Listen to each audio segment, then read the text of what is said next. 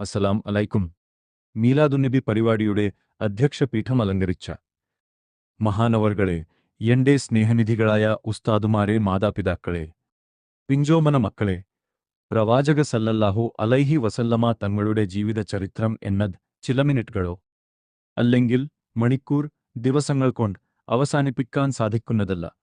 മുഹമ്മദ് നബി സ്വല്ലല്ലാഹു അലൈഹി വസല്ലം ഒരു ദിവസം ക്രൈസ്ത പുരോഹിതൻ നബി സല്ലല്ലാഹു അലൈഹി വസല്ലമ തങ്ങളോട് പറഞ്ഞു, മുഹമ്മദേ, നീ ഇസ്ലാം എൻ പറയുന്ന മതത്തിന്റെ നേതാവല്ലേ?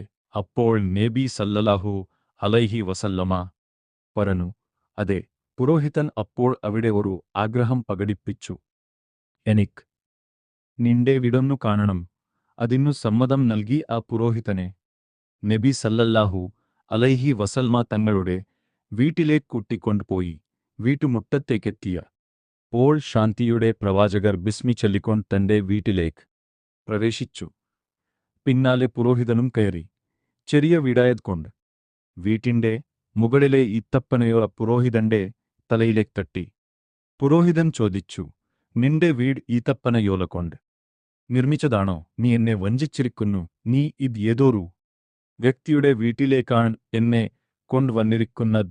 എനിക്ക് നിന്റെ വീടേ കാണണം. ഉടനെ നബി സല്ലല്ലാഹു അലൈഹി വസല്ലമ തങ്ങൾ പറഞ്ഞു, ഇല്ല സുഹൃത്തേ, ഞാൻ നിന്നെ വഞ്ചിച്ചിട്ടില്ല. ഞാൻ കയറ്റിയത് എന്റെ വീട്ടിലേക്ക് തന്നെയാണ്. ഇതും പറഞ്ഞു നബി സല്ലല്ലാഹു അലൈഹി വസല്ലമ തങ്ങൾ അവിടുത്തെ തലപ്പാവ് വസിച്ചു നിർത്തിവെച്ചു.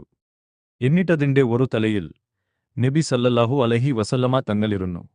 മറ്റേ തലയിൽ പുരോഹിതനെ ഇരുത്തി. ഈ കാഴ്ച കണ്ടു പുരോഹിതൻ അമ്പരന്നു പോയി. മഹത്തായ ഇസ്ലാമിന്റെ പ്രചാരകനായിട്ട് പോലും ചെറിയ വീടിന്റെ ഉടമയായ ഈ മുഹമ്മദിനെ ഇനി എന്തിൻ കൈവിടണം? അഷ്ദു അല്ലാ ഇലഹ ഇല്ലല്ലാഹ് വഷ്ഹദു അന്ന മുഹമ്മദു റസൂലുള്ളാഹ്. ക്രൈസ്ത പുരോഹിതൻ ഷഹാദത്ത് കലിമ ചൊല്ലി പരിശുദ്ധ ഇസ്ലാമിലേക്ക് കടന്നുവന്നു. ഇത്തരം ആയിരക്കണക്കി സംഭവങ്ങൾ നമ്മുടെ മുമ്പിലുണ്ട്. ഇതെല്ലാം നബി സല്ലല്ലാഹു അലൈഹി വസല്ലമയുടെ എളിമ ജീവിതത്തെയും ഇസ്ലാമിന്റെ ആന്തരിക ബാഹ്യ സൗന്ദര്യത്തെയും വ്യക്തമാക്കുന്ന ഇസ്ലാം എല്ലാവർക്കും വെളിച്ചം നൽകട്ടെ. ഖുർആനിന്റെ വെളിച്ചത്തിൽ പ്രപഞ്ചം പ്രകാശിക്കട്ടെ. ആമീൻ. അസ്സലാം അലൈക്കും.